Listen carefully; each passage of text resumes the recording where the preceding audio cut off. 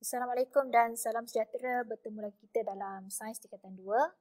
Okey, jadi pada hari ini kita akan masuk bab baru iaitu bab 8, daya dan gerakan, dan pada hari ini kita akan membincangkan subtopik 8.1 terlebih dahulu iaitu daya. Okey, jadi para pelajar bolehlah merujuk pada buku teks masing-masing. Boleh buka pada muka surat 166. Okey, jadi apa yang anda boleh nampak pada gambar ini? So kalau kita tengok kat sini, ini adalah gambar seorang budak lelaki yang sedang menendang bola. So dia tendang bola, maksudnya dia telah mengenakan daya kepada bola tu. Okey, macam tendangan ni seolahnya macam sebenarnya kita menolak bola tu. Okey, dia adalah satu daya tolakan yang menolak bola tu, menendang bola tu untuk pergi ke depan.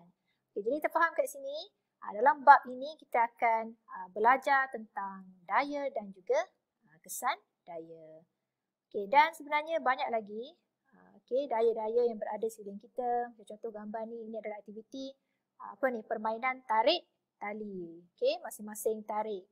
Okay, so tarikan juga adalah daya. Okay, jadi kita akan tengok pada muka surat 168. So, apakah yang dimaksudkan dengan daya? Apakah itu daya? Jadi, kita boleh faham, daya ni ialah satu tarikan atau tolakan yang dikenakan ke atas sesuatu objek. Okey, cikgu ulang sekali lagi. Daya ialah tarikan dan tolakan yang dikenakan ke atas sesuatu objek. Macam contoh, kita nak buka tin ni. So, jari kita tarik. Okey, itu adalah tarikan. Ataupun kita nak tutup Swiss, kan, kita tolak Swiss tu, itu adalah tolakan. Dan boleh katakan hampir kesemua aktiviti harian kita melibatkan daya, kan. Kalau tak percaya macam sekarang, tangan tengah menulis juga adalah merupakan pergerakan yang melibatkan daya tarikan dan tolakan.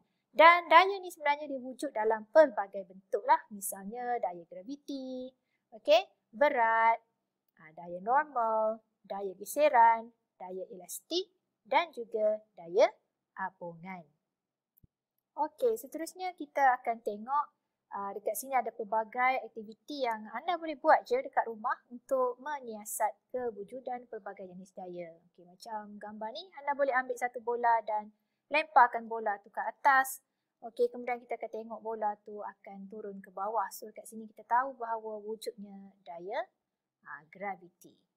Okey, kemudian untuk aktiviti ini kita ada blok kayu yang mana kita tolak blok kayu itu atas permukaan meja, dan satu lagi ni kita tolak blok kayu yang sama atas kertas pasir dan kita bandingkan yang mana lebih sukar untuk kita tolak, sama ada tolak atas meja ataupun di atas kertas pasir. Dan of course lah, bila kita tolak blok kayu atas kertas pasir, dia adalah lebih sukar. Kenapa? Kerana di sini kertas pasir ni dia lebih kasar. So, akan wujud satu daya yang kita panggil sebagai daya geseran yang lebih kuat di sini kerana permukaannya lebih kasar berbanding permukaan meja ini yang lebih licin. Daya geseran masih wujud tapi dia lebih kurang berbanding daya geseran pada permukaan yang kasar.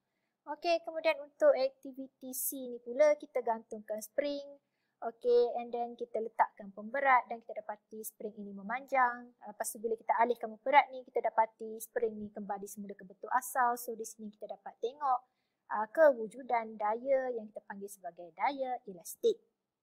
And then untuk aktiviti berikutnya, kita ambil satu blok kayu dan kita letakkan dalam air.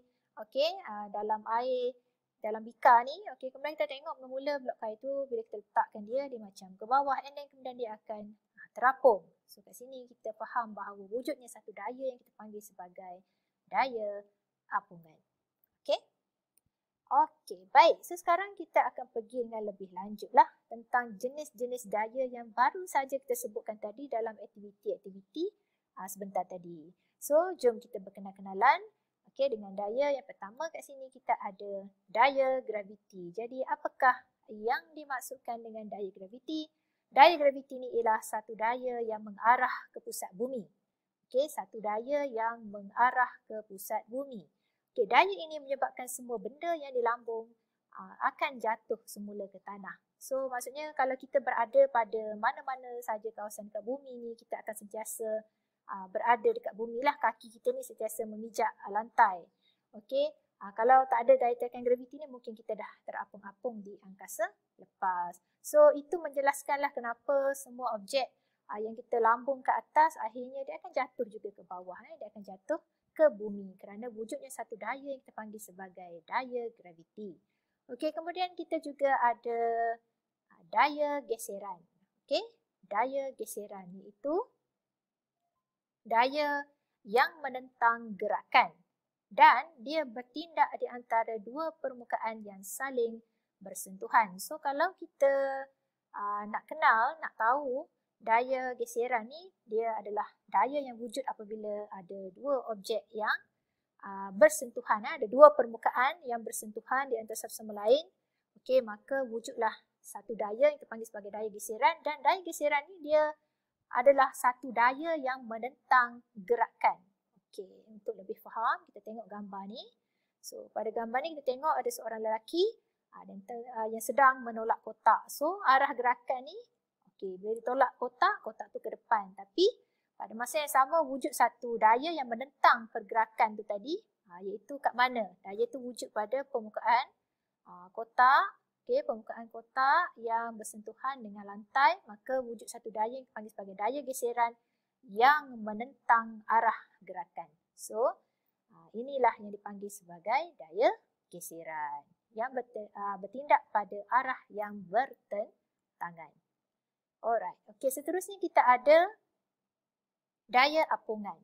Okey, daya apungan ialah satu daya tujah. Okey, daya yang menolak. Okey, daya tujah bertindak pada suatu objek yang terapung. Okey, di dalam suatu bendaleh. Okay, contohnya ini itik mainan yang terapung-apung di atas permukaan air. So sebenarnya dekat bawah badan itik ni ada satu daya apungan. Ada satu daya apungan yang menyebabkan itik mainan tu terapung-apung di atas air. Okey, kemudian kita juga ada daya elastik, iaitu daya yang wujud apabila sesuatu bahan itu diregangkan ataupun dimampatkan. Okey, macam contohnya kita ada apa? Kita ada getah. So getah ni kita boleh regangkan dia, kita tarik dia akan jadi panjang macam lastik ni. Okey, and then kita ada spring. So kalau spring kita boleh mampatkan spring tu ataupun kita boleh tarik, regangkan spring tu. Kemudian kalau kita lepaskan dia akan kembali semula ke bentuk asal. So itu dipanggil sebagai daya elastik. Okey, kemudian kita juga ada dua lagi daya, iaitu daya normal, okey, dan juga berat. So daya normal ni adalah daya yang dihasilkan apabila suatu objek dia bersentuh dengan sesuatu permukaan. Macam contoh gambar ni kita ada sebiji apple berada di atas meja. So sebenarnya ada satu daya daya normal yang ke atas macam ni. Okey, so ini adalah daya normal. Okey, dan kita tahu bahawa apple ni dia mempunyai berat. Okey, so berat ni adalah ditakrifkan sebagai daya graviti yang bertindak ke atasnya. So kita faham berat ni dia berkait rapat dengan dengan daya graviti. So kalau kat sini apple ni dia ada satu daya graviti untuk tarik dia ke arah bumi. Okey, maka kita ada kat sini daya normal, okey, yang dihasilkan bila objek tu dia bersentuh dengan permukaan meja ini. Okey, jelas? Okey, seterusnya kita akan masuk kepada ciri-ciri daya. Okey, so daya ni adalah suatu kuantiti vektor. Okey, bila kita sebut kuantiti vektor, maka kita faham bahawa daya ni dia ada magnitude dan dia ada arah. So apa pula yang dimaksudkan dengan magnitude? Magnitude ni merupakan kuantiti ataupun nilai sesuatu ukuran. Walaupun daya ni pada hakikatnya kita tak boleh nampak dia, tapi sebenarnya kita boleh nampak kesan dia. Dan daya ni dia ada magnitude. Maksudnya dia ada kekuatan dia sendiri, dia ada nilai dia sendiri yang kita boleh ukur. Okey, macam contoh kita tengok pada gambar ni. Okey, pada gambar ini ada tangan seseorang cuba untuk menolak kotak. Jadi berapa banyakkah kekuatan ataupun berapa banyakkah daya, kuantiti daya yang perlu dikenakan pada kotak ini? Jadi kat sini kita tengok daya yang digunakan adalah 10 Newton. So, daya 10 Newton ni adalah magnitude. Okey. Manakala arah tolakan kotak ni, okey, tolak kotak tu ke depan, itu adalah arah. So, kita faham daya, dia memiliki magnitude dan juga arah. Dan pada permukaan tangan kita yang mengenakan daya tu, kita panggil sebagai titik aplikasi daya. Okey, jelas? Okay, kemudian kita ada lagi contoh yang lain lah. Macam contoh kat sini kita nak nak cabut paku pada meja ni. So dekat sini kita kenakan daya. So tangan kita akan pegang pada tukur tu dan kita akan tarik. So kat sini kita menggunakan daya sebanyak 15 Newton. So magnitude daya di sini adalah 15 Newton. Dan kita tengok kat sini aplikasi daya berlaku di sini. Itu pada permukaan bersentuh hujung tukur ni dengan bongkah kayu. Okey, maka paku ni nanti akan ditarik. Okey, so ini adalah arah tarikan. Okey, arah tarikan tukur kita tadi. Okey, kemudian kita akan masuk kepada pengukuran daya. Okey, kat sini pelajar ni tanya, cikgu bagaimana kita nak mengukur daya? Adakah kita guna pembaris? Sebab kalau kita nak ukur panjang, kita guna pembaris. Kalau kita nak ukur daya, kita nak kena guna alat apa? So, kalau kita nak ukur daya, kita tak gunalah pembaris. Tapi kita guna satu alat khas yang kita panggil sebagai neraca spring. Okey, so ini adalah rupa neraca spring. So, neraca spring ni dia beroperasi dengan cara prinsip pemanjangan spring. Sebab dalam neraca spring ni ada spring. And then, pada neraca spring ni juga, okey, anda boleh tengok kat sini ada bacaan nilai. Kat sini ada bacaan nilai. Biasanya kita akan ada bacaan nilai Newton dan juga gram. Okey. And then jelas kat sini kita faham pengukuran daya menggunakan neraca spring. Okey, seterusnya apakah pula unit daya? Kan? Kalau tadi nak ukur daya guna neraca spring, so apakah unit SI bagi daya?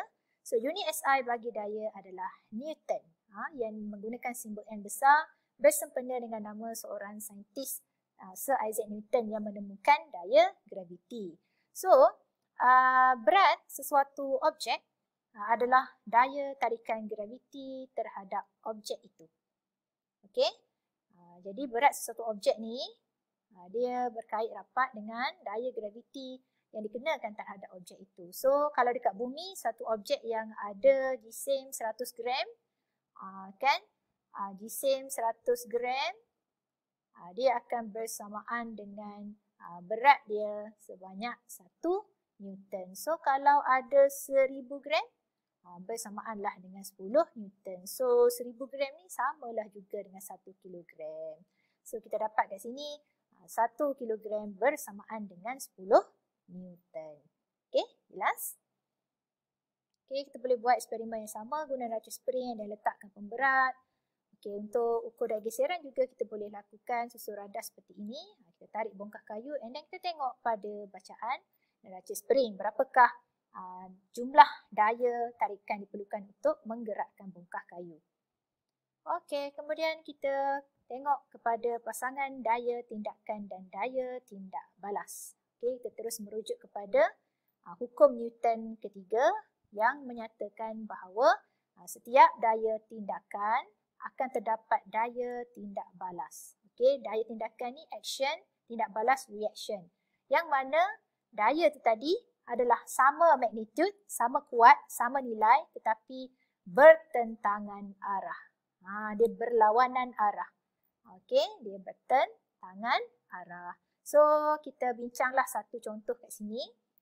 Okey, situasi satu di mana ada satu jasad yang kekal di atas meja. Kat sini kita ada satu buku. So, buku ni kita tengok dia pegon saja atas meja. So, sebenarnya buku ni dia ada berat. So, berat ni merupakan daya tindakan. Di mana berat ni dia merujuk juga kepada daya graviti yang dikenakan atas buku ni. So, dia akan ke bawah. Tapi pada masa yang sama sebenarnya ada satu daya normal dengan kekuatan magnitude yang sama.